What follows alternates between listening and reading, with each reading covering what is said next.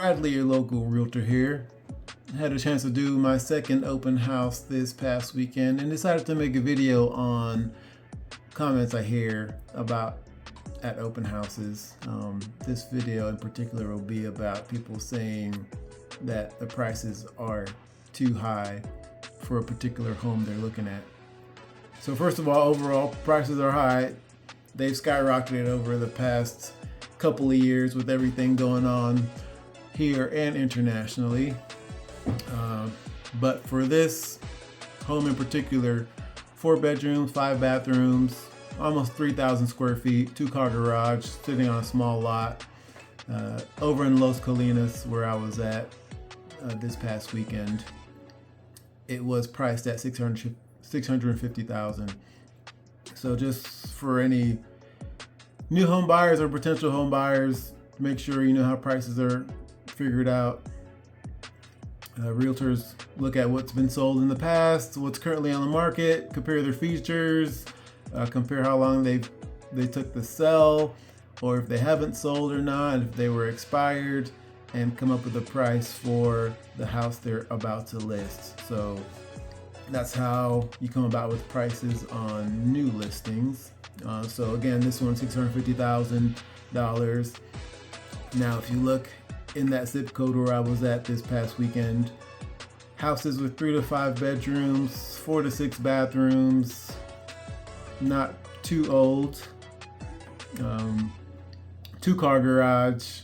There were only 6 of them total for that zip code. So supply and demand was higher for this particular zip code. Out of all of those, only 4 were around $650,000. Most were above that range. So, and then the final 2 were over $1 million. So when you look at a home that was on the market for 12 days, that had 15 showings that were scheduled, along with 15 families that came through over the weekend to look at the house, you have a total of about 30 people who were in the market for a house of that type, within that zip code, within that price range, and they had 4 houses to choose from with those criteria. So, if you're not willing to adjust where you live, then yes, those are the prices that you may or may not have to pay. I did talk to one customer about living a little further away from the city, further out, but a 30-minute commute was out of the question. But I don't know, I might commute an extra 30 minutes to save a lot of money on a house that is not as close to certain amenities. Anyway, the point of this video is to make sure you understand supply and demand changes zip code to zip code.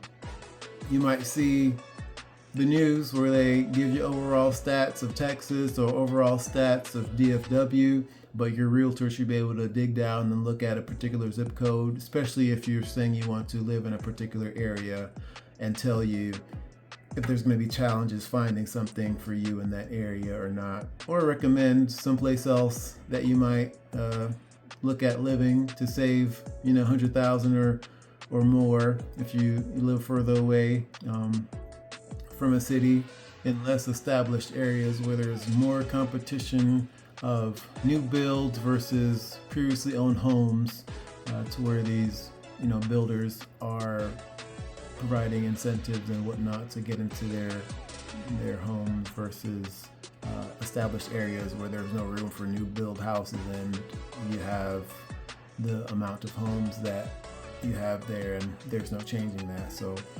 anyway, any more questions, concerns, feel free to message me, ask away, and I'll try to answer those. But keep me in mind for your real estate needs, and stay tuned for more.